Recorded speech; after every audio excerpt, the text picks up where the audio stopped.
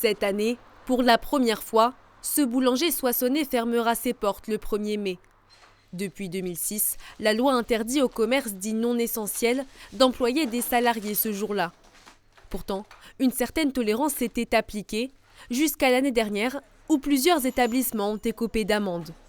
C'est une honte que les boulangers qui sont essentiels, soi-disant tout le temps, où on a des fêtes, le Covid.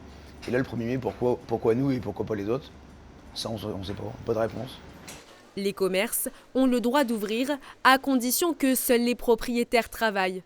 Une règle impossible à respecter pour cette boulangerie de Laon qui emploie 15 personnes.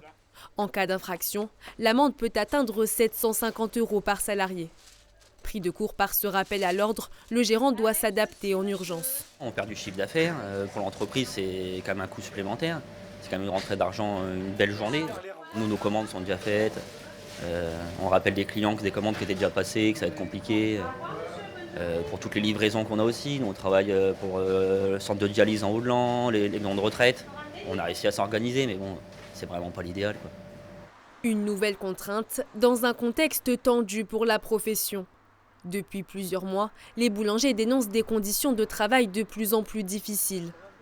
La situation est déjà assez difficile pour les boulangers. On a subi les hausses de matières premières, l'électricité, ainsi de suite, je veux dire. Et aujourd'hui, on nous pénalise, en fait, on nous interdit de travailler. C'est incohérent.